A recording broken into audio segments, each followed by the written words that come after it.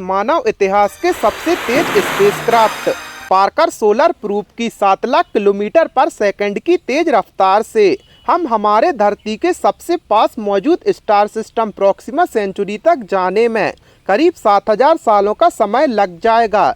और हमारे साइंटिस्ट ने हमारे धरती से सैकड़ों हजारों लाइट ईयर दूर मौजूद कुछ ऐसे स्टार सिस्टम के बारे में पता लगाया है जहां हमारे जैसे ही लोग रहते हैं और शायद हमसे भी ज़्यादा इंटेलिजेंट। पर हमें प्रॉक्सिमा सेंचुरी तक जाने में ही 7 लाख सालों का समय लग जाएगा, तो फिर यहाँ जाने का तो हम सोच भी नहीं सकते। अगर हम लाइट की स्पीड से भी ट्रेवल करते हैं तो भी हमें हजारों लाखों सालों का समय लग जाएगा, जो कि बहुत ज़्यादा है। इसका सीधा मतलब ये है कि लाइट की स्पीड भी स्पेस के सामने कुछ भी नहीं है।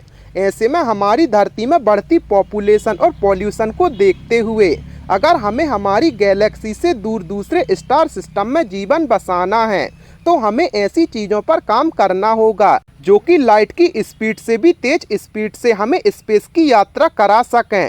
इसी कड़ी में साइंटिस्ट ने आइंस्टीन के जनरल रिलेटिविटी का उपयोग कर ऐसे तरीके बताए हैं जो कि हमें लाइट की स्पीड से भी तेज स्पेस की यात्रा करा सकते हैं।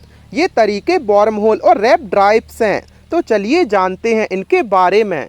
नमस्कार दोस्तों, आपका एक बार फिर से फैक्टी नॉलेज की वीडियोस पर स्वागत है। गाइस, हमें सबसे पहले स्पेस टाइम के बारे में जानना होगा कि आखिर ये क्या है और कैसे इसमें मौजूद लूप होल्स की मदद से हम लाइट की स्पीड से भी तेज स्पीड से स्पेस में ट्रेवल कर सकते हैं। गाइस, अल्बर्ट आइंस्टाइन की थ्योरी ऑफ रिलेटिविटी के अनुसार स्पेस और टाइम एक दूसरे से जुड़े हुए हैं।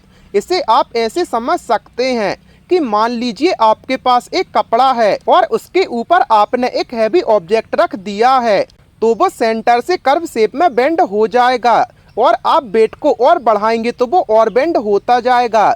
उसी तरह मास और एनर्जी स्पेस टाइम को बेंड करती हैं। हमारे स्पेस में मौजूद हर स्पेस ऑब्जेक्ट अपने पास मौजूद स्पेस टाइम को कर्व करता है और जिसका मास ज़्यादा होता है वो स्पेस टाइम को उतना ही कर्व करता है।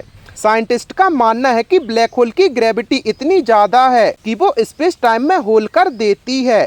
ऐसे में अल्बर्ट आइंस्टाइन और नेथन रोसन का मानना था कि ये होल्स स्पेस में मौजूद दो अलग अलग जगहों को आपस में जोड़ते हैं, जो कि एक शॉर्टकट का काम करता है। इन होल्स के जरिए हम स्पेस में मौजूद दो जगहों को, जो कि काफ़ी दूरी पर मौजूद हैं, उन तक कम समय में पहुंच सकते हैं। आसान भाषा में समझे तो मान लीजिए कि दो गैलेक्सी की दूरी हजारों लाइट ईयर है, जिसका सफर तय करने में हमें लाखों करोड़ों सालों का समय लग जाएगा। पर इन होल्स के जरिए आप लाखों सालों का सफर बहुत कम ही समय में पूरा कर सकते हैं। गाइस, इन्हीं शॉर्टकट रास्तों को वॉर्म होल्स कहा जाता है, जो कि स्पेस टाइम में होने वाले बेंड की वजह से पैदा होते हैं। वैज्ञानिकों का मानना है कि हमारे ब्रह्मांड में मौजूद ब्लैक होल्स इसी तरह वॉर्म होल से जुड़े हो सकते हैं, जहां ब्लैक होल अपने आसपास मौजूद हर चीज को अपने अंदर समा लेता है और कोई भी चीज इसके सिंगुलरिटी से वापस नहीं आ पाती। तो वहीं इसका एक दूसरा हिस्सा भी हो सकता है जो कि ब्लैक होल द्वारा निगले हुए मैटर को वापस स्पेस में उगलता है, बिल्कुल बिग बैंग की तरह। इसे व्हाइट होल के नाम से जाना जाता है, जो कि ब्लैक होल से बिल्कुल विपरीत होते हैं। वहीं कुछ वैज्ञानिकों का मानना है कि हमारे यूनिवर्स के निर्माण के समय कई वॉर्म होल्स का भी जन्म हुआ था, जो कि आज भी कॉस्मिक स्ट्रिंग के जरिए आपस में जुड़े हुए हैं। और आकाशगंगाओं के सेंटर में मौजूद विशालकाय ब्लैक होल्स इसी तरह के वॉर्म होल्स हैं, जो कि स्पेस में मौजूद दो अलग अलग जगहों को आपस में जोड़ते हैं। हो सकता है कि हम भविष्य में इन वॉर्म होल्स का उपयोग करते हुए दूसरे सोलर सिस्टम और आकाशगंगाओं की यात्रा कर सकें, पर वैज्ञानिक के अनुसार इन वॉर्म होल्स को पार कर पाना नामुमकिन है, क्योंकि इन्हें पार करने में इनफाइनाइट टाइम लगता है। गाइस, वहीं दूसरा ऑप्शन रैप ड्राइव टेक्नोलॉजी है। हमने पहले ही जान लिया है कि कैसे हम अत्यधिक मास या एनर्जी के जरिए स्पेस टाइम को कर्व कर सकते हैं। जॉन कैंपबेल और एसिमोव जैसे साइंस फिक्शन राइटर ने स्पेस टाइम में होने वाले इस रैपिंग को प्रकाश की गति से तेज हासिल करने के तरीके के रूप में दिखाया था। उनके अनुसार अगर हम एक स्टारशिप के आगे मौजूद स्पेस को कंप्रेस और उसकी स्पीड से उसके पीछे मौजूद स्पेस को एक्सपेंड करें तो हम बिना किसी एफर्ट डाले प्रकाश की गति से भी तेज गति हासिल कर सकते हैं।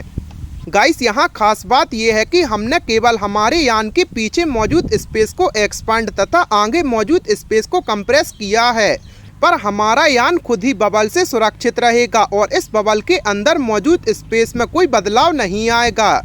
यहाँ ध्यान देने वाली बात यह है कि हमारा यान प्रकाश या उससे तेज गति से नहीं चल रहा, बल्कि हमने तो बिल्कुल हमारे यान के आगे और पीछे मौजूद स्पेस को एक्सपांड और कंप्रेस कर प्रकाश की रफ्तार को मात दी है। गाइस चलिए अब हम जानते हैं कि रैप ड्राइव को किस तरह हम हकीकत बना सकते हैं। गाइस अगर हम बात करें स्पेस को कंप्रेस करने की, तो हमने पहले ही जाना है कि कैसे हाई मास ऑब्जेक्ट या एनर्जी स्पेस टाइम को बेंड कर सकती है, पर हमें रैप ड्राइव को संभव करने के लिए जरूरी स्पेस को कंप्रेस करने के लिए कम से कम जुपिटर ग्रह जितने मास की जरूरत होगी। वहीं अगर हम बात करें स्पेस को एक्सपांड करने की, तो हमारे सामने सबसे बड़ी चुनौती ये है कि स्पेस को एक्सपेंड के लिए हमें नेगेटिव एनर्जी की जरूरत पड़ेगी, और नेगेटिव एनर्जी वो चीज़ है जिसकी एनर्जी 0 से भी कम हो।